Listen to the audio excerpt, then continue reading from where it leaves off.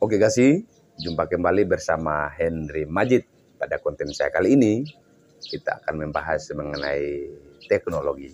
Tepat beberapa jam yang lalu, pemilik Facebook secara sah telah mengumumkan ke internasional, publik internasional, perihal akan ada pergantian nama dari yang semula Facebook sekarang akan berubah menjadi Metaverse. Dan juga dalam waktu yang bersamaan, pemilik Facebook mengumumkan tentang fitur-fitur baru yang akan disuguhkan oleh pemilik Metaverse. Kalau yang dulu kita sebut Facebook, sekarang akan beralih menjadi Metaverse dengan kecanggihan yang luar biasa keren, dengan fitur baru yang nanti akan menjadikan dunia artificial intelligence menjadi kafah. Dunia-dunia yang kita saksikan dulu hanya di perfilman, kemungkinan besar sesuai dengan target yang telah dilakukan oleh pemilik Metaverse ke depan, maka dunia perfilman yang kita dulu nonton akan masuk pada kehidupan kita perlahan-lahan. Tapi sebelum itu, jadi tidak akan diprediksi oleh kita sekalian, tapi untuk beberapa kasus di Amerika Serikat misalkan, mereka sudah memperbarui akun Facebook mereka menjadi Metaverse. Indonesia mungkin akan diturunkan secara berkala, tapi itu akan kita rasakan, akan kita tetap dapatkan apa yang menjadi permintaan. Ya, namanya juga pemilih kan. Ya, suka-suka mereka. Kalau mereka sudah berkeinginan untuk mengganti, ya ganti. Tanpa kita bisa membantah, tanpa kita bisa untuk mengatakan ya saya tidak mau, ya mau tidak mau ya harus kita ikuti. Kalau kita berkepentingan terhadap Facebook, ya selama ini kita masih tetap berkepentingan pada Facebook. Dengan beberapa fitur tambahan yang akan disampaikan, yang akan ditambahkan oleh pemilik Metaverse, dunia artificial intelligence, robot, ya kita dulu adalah orang yang masuk pada era 4.0. Nah, sekarang atas terjemahan dari 4.0 masuk kita pada 5.0 ya 5.0. Nah, ini adalah suatu tuntutan zaman terhadap saya, terhadap Anda semua untuk berkembang lebih jauh. Hei kawan, sekarang ini kita masuk pada zaman di mana kalau kita tidak kuasai teknologi, maka kita tertinggal. Kalau kita tidak mengetahui, kalau kita tidak mengenal formulasi dari teknologi, maka kita gagal. Karena ini merupakan tuntutan zaman yang bisa kita, jadi satu sisi kita diperhadapkan dengan bahwa pengangguran akan dipangkas dengan adanya tenaga baru, tenaga kerja baru yang dibuka secara besar-besaran. Lain sisi kita tenaga-tenaga lokal itu tidak lagi dibutuhkan di dalam negara Indonesia. Nah, tapi dengan satu syarat bahwa kita harus tahu bagaimana formula daripada menggunakan teknologi. Dulu kalau kita masih ingat-ingat terhadap apa yang terjadi di bangsa Indonesia, ya dunia kalau kita berbicara secara general, secara umum, bahwa apa-apa masih menggunakan kekuatan otot, kekuatan tangan. Tapi sekarang beda bro. Dunia sekarang yang lagi sementara dibutuhkan, yang gencar-gencarnya, bahkan seluruh internasional, ya kita bisa memanfaatkan semaksimal mungkin pengetahuan kita terhadap teknologi, tentang tenaga otomatisasi. Jadi asal tiba-tiba kita mencet satu kontrol, maka dia bekerja secara otomatis. Nah, itu yang tidak dimiliki oleh manusia. Kalau kita bicara mengenai teknologi, maka banyak patron yang harus dijadikan sebagai teladan kita. Misalkan peristiwa pemilik Metaverse ini, yang dulu Facebook sekarang Metaverse dengan fitur tambahan yang luar biasa kencang. Kita masih menyaksikan dulu bahwa dengan fitur-fitur yang dimungkinkan oleh Facebook, sekarang akan dikembangkan oleh Metaverse ini. Bahwa dulu tidak ada bisnis di dalam. Sekarang bisnis terbuka lebar untuk pengguna Metaverse. Sekarang dulu tidak ada satupun alat yang bisa membuat kita kaya di dalam Metaverse, dalam Facebook. Tapi adanya fitur baru yang dikeluarkan, yang diluncurkan oleh Metaverse, kita bisa menghasilkan banyak duit di dalam aplikasi.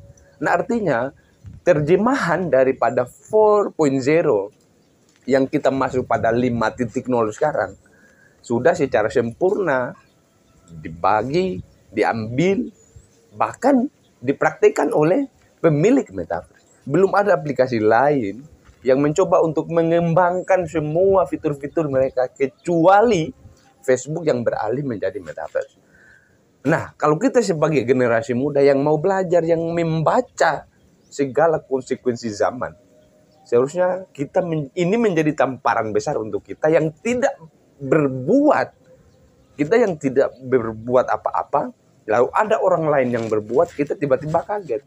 Pada akhirnya dunia diatur oleh hanya sebagian mereka yang hanya memencet saja. Jadi kita pada akhirnya menjadi generasi, menjadi manusia, menjadi orang yang cenderung dipencet lalu kita jadi robot. Nah, ini dalam 4.0, dalam 5.0 adalah suatu pekerjaan yang sia-sia. Sekali lagi, bahwa pada zaman ini kamu tidak menguasai satu formula teknologi otomatisasi, kamu tertinggal jauh, bro. Jauh sekali ketika Anda tidak menguasai satu cabang ilmu yang teknologi sudah siapkan, yang mesin sudah siapkan, tapi kita enggan, kita malas untuk membiarkan itu terjadi, kita malas untuk mempelajari itu, maka kita tertinggal.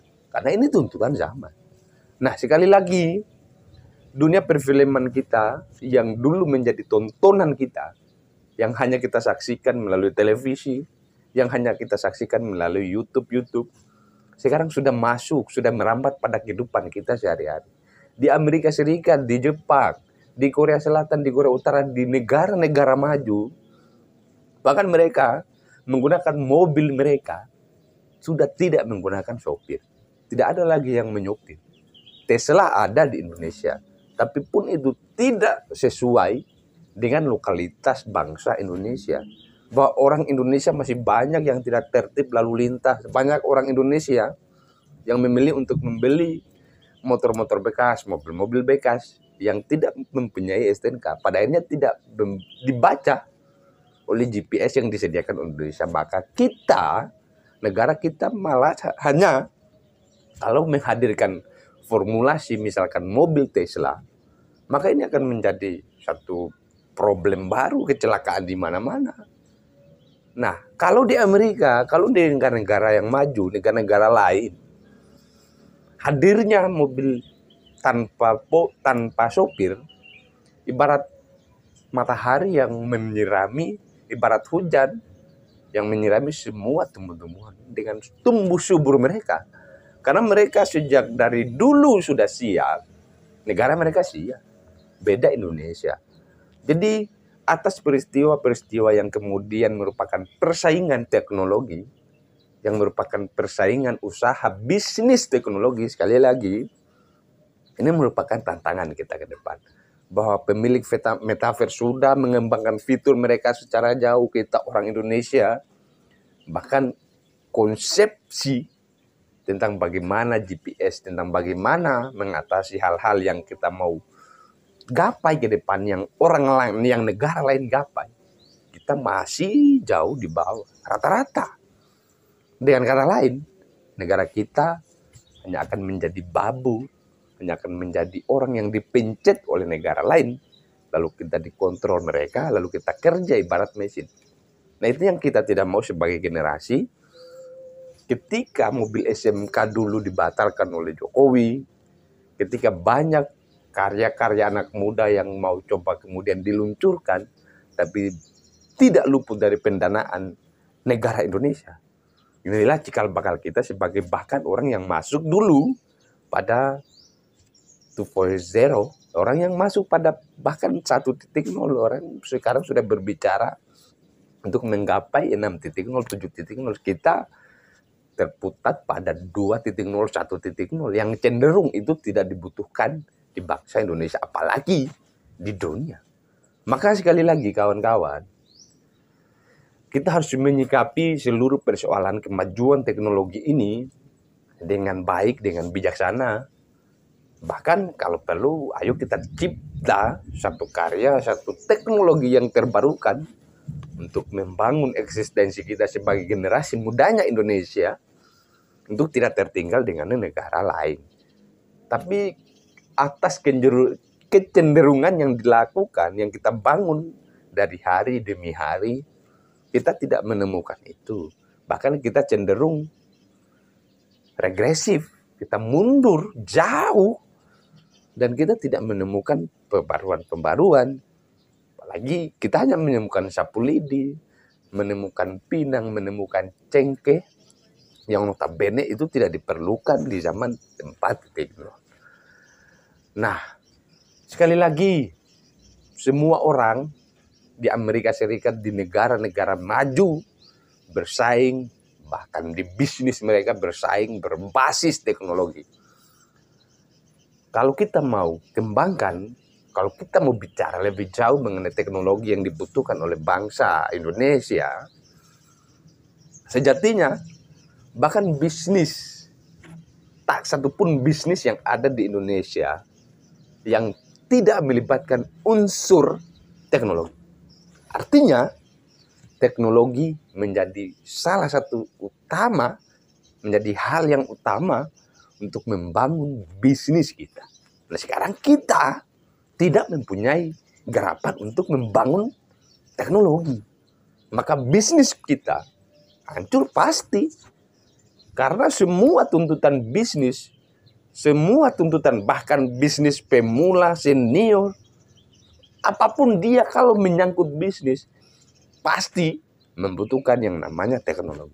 Nah, sekarang kalau kita tidak mempunyai teknologi, rubuh apa yang kita cita-citakan. Semua kerja-kerja terukur kita, ya pasti mentok pada kegagalan karena kita tidak punya kesiapan pada teknologi. Pun itu, kalau kita mau sadar, kalau kita mau pelajari lebih jauh, sekarang kita tidak punya animo. Kita tidak terangsang untuk mencipta satu teknologi baru yang terbarukan. Cenderung instan, cenderung pragmatis, cenderung kita konsumtif. Pada akhirnya nol besar. Nah, demikian konten yang coba kita bangun pada hari ini. Semoga formulasi dari Mark, ya, pemilik metaverse yang akan dikembangkan ini, semoga kita bisa belajar, semoga kita bisa terpukul, semoga kita ditampar keras dengan adanya fitur baru yang coba dikeluarkan oleh Facebook. Kalau kita tidak mempunyai keirian hati, kita tidak mempunyai perasaan, kita tidak punya nurani untuk iri terhadap apa yang dilakukan oleh metaverse, oleh pemilik Facebook, kita tertinggal. Demikian konten kita kali ini. Assalamualaikum warahmatullahi wabarakatuh.